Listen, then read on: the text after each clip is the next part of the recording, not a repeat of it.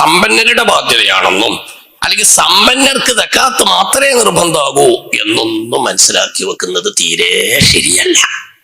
പറയാം, സക്കാത്ത് എന്നത് സമ്പന്നരുടെ ബാധ്യതയല്ല, സമ്പത്തിന്റെ ബാധ്യതയാണ്. അഥവാ നിശ്ചിത സമ്പത്ത് നിശ്ചിത അളവിൽ വ്യവസ്ഥ പൂർണ്ണമായ രൂപത്തിലുണ്ടായാൽ അതിന്റെ പേരിൽ കൊടുക്കേണ്ടി വരുന്ന, നിർബന്ധമായും കൊടുത്തിരിക്കേണ്ട ഒരു സംഗതിയാണ് സക്കാത്ത്.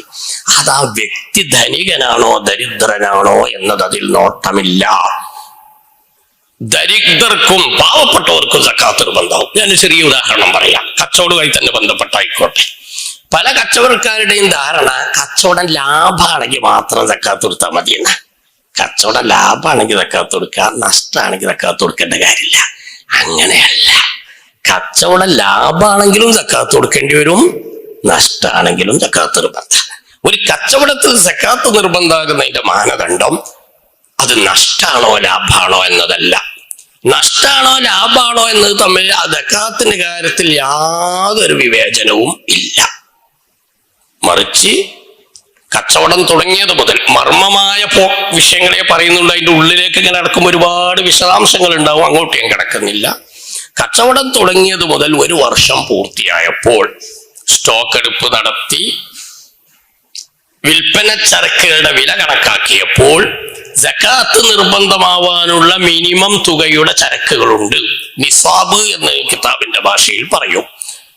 200 ദിർഹം വെള്ളിക്കാശിനുള്ള ചരക്ക്, അഥവാ 595 ഗ്രാം വെള്ളിയുടെ വില എത്രയാണോ ആ സംഖ്യക്ക് ഉള്ള ചരക്കുണ്ട്. അപ്പൊ അത് വെള്ളിയുടെ വിലകൾ ഇങ്ങനെ മാറി വരൂലേ എന്ന് പലരും ചോദിക്കാറുണ്ട്. അത് ഓരോ കച്ചവടക്കാരനും കച്ചവടം പൂർത്തിത്തിന് വർഷം തികയുന്ന സമയത്താണ് സക്കാത്ത് നിർബന്ധമാകുന്നത്. അന്നത്തെ വെള്ളിയുടെ വിലയാണ് പരിഗണിക്കേണ്ടത്. ഇപ്പൊ മുഹറം 1 കച്ചവടത്തിന്റെ വർഷം എന്ന് പറയുമ്പോൾ നമ്മുടെ ഹിജറ വർഷം, നമ്മളെ സാധാ പറഞ്ഞ അറബി മാസങ്ങൾ മുഹറം സഫർ അതാണ് പരിഗണിക്കേണ്ടത്, ജനുവരി ഫെബ്രുവരി അല്ല. മുഹറം 1 കച്ചവടം തുടങ്ങിയ ഒരു കച്ചവടക്കാരന് പിറ്റത്തെ മുഹറം 1 വർഷം പൂർത്തിയായി.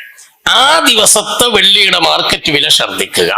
അന്നത്തെ വെള്ളിയുടെ വില അനുസരിച്ച് 200 ദിർഹം വെള്ളി സമം 595 ഗ്രാം വെള്ളിയുടെ വില എത്രയാണോ, ഏകദേശം ഒരു 45,000 രൂപ എന്ന് ഞാൻ സങ്കല്പിക്കുന്നത്, കൃത്യമാവണമെന്നില്ല. 45,000 രൂപയാണെങ്കിൽ ആ 45,000 രൂപ അതിന്റെ ചരക്കുകളുണ്ട്, അല്ലെങ്കിൽ അതിലേറെയുണ്ട്, സക്കാത്ത് നിർബന്ധമാണ്. 2.5% സക്കാത്ത് കൊടുക്കണം. കച്ചവടം നഷ്ടാണോ എന്നാലും സക്കാത്ത് കൊടുക്കണം, ലാഭാണോ എന്നാലും കൊടുക്കണം. ഉദാഹരണം പറയാം, 10 ലക്ഷം, ചെറിയ ബിസിനസ് 10 ലക്ഷം കൊണ്ട് തുടങ്ങിയ ഒരു ബിസിനസ്സാണ്. അതൊരു വർഷം പൂർത്തിയായപ്പോൾ കണക്കെടുപ്പ് നടത്തിയപ്പോൾ ആകെ 5 ലക്ഷത്തിനുള്ള വിൽപ്പന വസ്തുക്കളെ ഇപ്പൊ നിലവിലുള്ളൂ. കാര്യമായി ടൈമൊന്നും കിട്ടിയിട്ടില്ല, അത് ഇറക്കാനല്ലാതെ. നാടൻ ഭാഷയിൽ പറഞ്ഞ കച്ചവടം നഷ്ടത്തില. 10 മൂലധനം മുതൽ മുടക്ക് 10 ലക്ഷം ഉണ്ട്. ഇപ്പൊ അവസ്ഥാനം എത്തി നിൽക്കുന്നത് 5 ലക്ഷത്തിലാണ്. എന്നാലും ഏത് കൊടുത്തോളണം? സക്കാത്ത് കൊടുത്തോളണം. കാരണം കച്ചവടത്തിൽ സക്കാത്ത് നിർബന്ധമാകുന്നതിന്റെ മാനദണ്ഡം എന്താ?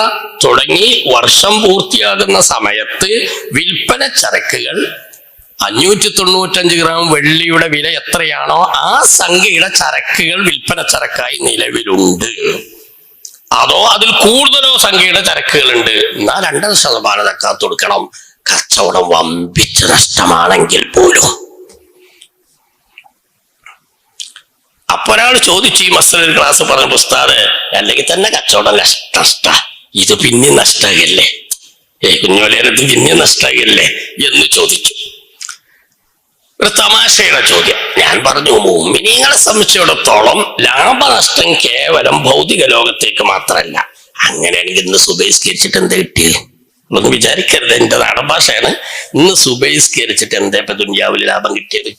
ജീവിതത്തിൽ ബറക്കത്തുണ്ടാവും, അത് നിഷേധിക്കല്ല. പക്ഷെ കാര്യമായിട്ട് നമ്മൾ ഭൗതികമായ രൂപത്തിൽ പരിശോധിക്കുമ്പോൾ കാര്യമായിട്ടൊന്നും കിട്ടിയിട്ടില്ല. റമളാൻ അല്ലെങ്കിൽ ഒരു ഘട്ടം കേട്ടു, അത് സുബഹിസ്കരിക്കാത്തവർക്കും കിട്ടലുണ്ട്. സുബഹിസ്കരിച്ചോണ്ട് എന്താ കിട്ടിയത്? മുഅ്മിനീങ്ങളെ സംബന്ധിച്ചിടത്തോളം ഇത് മുഅ്മിനീങ്ങളോട് ഈ വർത്താനൊക്കെ പറയുന്നുള്ളൂ.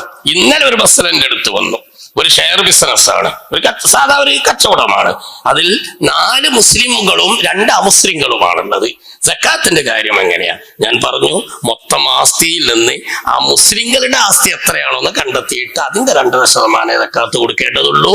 ആ മുസ്ലിങ്ങളുടേതിൽ നിന്ന് സക്കാത്ത് കൊടുക്കേണ്ട കാര്യം ഇല്ല. അമുസ്ലിങ്ങളുടെ സമ്പത്തിൽ ഇപ്പോൾ സക്കാത്ത് നിർബന്ധമല്ല എന്ന് പറഞ്ഞതിന്റെ അർത്ഥം അത് സക്കാത്ത് കൊടുത്തില്ല എന്നതിന്റെ പേരിൽ അവർക്ക് ആഖിറത്തിൽ പ്രശ്നമൊന്നും ഉണ്ടാകൂല എന്നല്ല.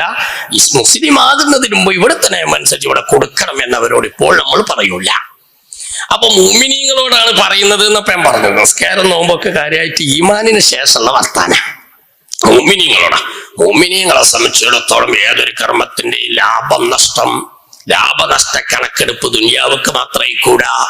നന്മകളുടെ പ്രതിഫലം പൂർണ്ണ അളവിൽ ലഭിക്കാനുള്ള സൗകര്യം ഭൗതിക ലോകത്തില്ല. തിന്മകളുടെ ശിക്ഷയും അതിന്റെ കൃത്യമായ അളവിൽ നൽകാൻ ഇവിടെ കഴിയൂല. ഞാൻ വിശദീകരിക്കുന്നില്ല.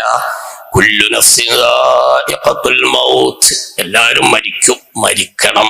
മരിക്കാതെ ഇവിടെ കിടന്നാൽ മരിക്കാൻ പൂതിയാവും അവസാനം. അല്ലാഹു റബ്ബുൽ ഇസ്സത്ത് ഖൈറായ ആയുസ്സ് തരട്ടെ. ഇരിക്കട്ടെ. വഇന്നമാ തുവഫൗന ഉജൂറക്കും യൗമൽ ഖിയാമ, ശുദ്ധ ഖുർആൻ പറയുകയാണ് നമ്മോട്. വഇന്നമാ തുവഫൗന ഉജൂറക്കും യൗമൽ ഖിയാമ, മുഅ്മിനീങ്ങളുടെ അല്ലാത്തവരുടെയും നന്മ തിന്മകളാകുന്ന കർമ്മങ്ങളുടെ കർമ്മഫലങ്ങൾ പൂർണ്ണ അളവിൽ നൽകപ്പെടുന്നത് യൗമൽ ഖിയാമ, മരണാനന്തരമുള്ള ജീവിതത്തിൽ മാത്രം. അങ്ങനെ വരുമ്പോൾ ഞാൻ ആ കച്ചവടക്കാരനോട് പറഞ്ഞു, ഇപ്പൊ കച്ചവടം നഷ്ടം, സക്കാത്ത് കൂടി കൊടുക്കണം എന്നപ്പോ നഷ്ടമായില്ലേ, കൂനുമ്മ കുരു എന്നാലും പിന്നെ നഷ്ടം. ഞാൻ പറഞ്ഞില്ല, ലാഭാണ്.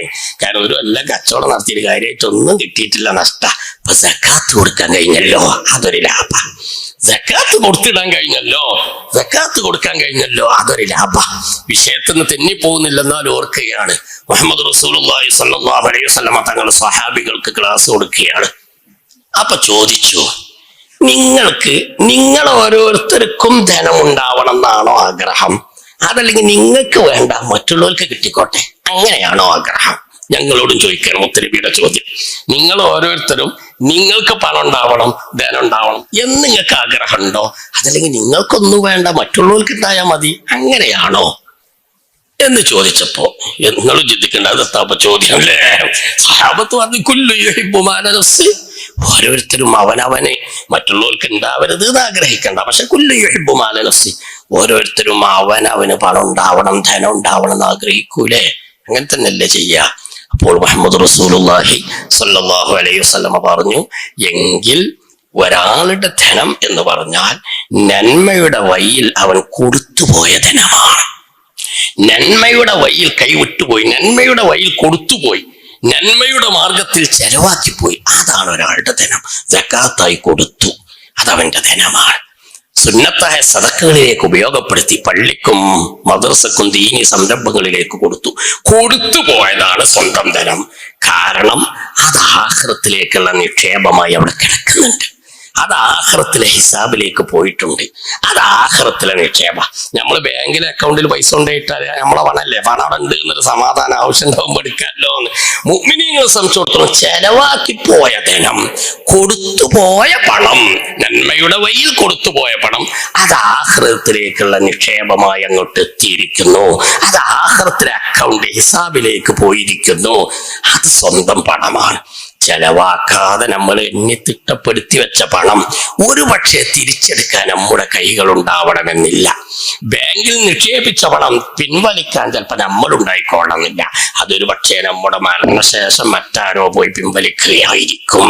അപ്പൊ സത്യത്തിൽ നന്മയുടെ വഴിയിൽ ചെലവാക്കി പോയ പണമാണ് ആഖിറത്തിലെ ഹിസാബിലേക്കുള്ള അക്കൗണ്ടിലേക്കുള്ള നിക്ഷേപം. അത് സ്വന്തം പണമാണെന്ന് കരുതാം. അത് സ്വന്തം പണമാണെന്ന് ആത്മവിശ്വാസമുണ്ട്. ചെലവാക്കാതെ മാറ്റിവെച്ചത് ചിലപ്പോൾ നമ്മുടെ പണയിക്കോളണമെന്നില്ല, അത് മറ്റാർക്കോ കൈകാര്യം ചെയ്യാനുള്ള പണമായിരിക്കും. സയ്യിദുനാ മുഹമ്മദ് റസൂലുള്ളാഹി. ഞാൻ എന്തിനാ പറഞ്ഞത്? സക്കാത്ത് കച്ചവടം നഷ്ടമാണെങ്കിലും സക്കാത്ത് കൊടുത്ത് ലാഭമാണ് എന്നുള്ളതൊന്ന് സൂചിപ്പിച്ചതാ. ഇരിക്കട്ടെ, കച്ചവടം നഷ്ടമാണെങ്കിൽ പോലും സക്കാത്ത് കൊടുക്കണം. അപ്പൊ സക്കാത്ത് എന്നുള്ളത് സമ്പന്നരുടെ മാത്രം ബാധ്യതയല്ല. നിശ്ചിത അളവിൽ നിശ്ചിത സമ്പത്തുണ്ടോ അതിന്റെ സക്കാത്ത് കൊടുക്കണം.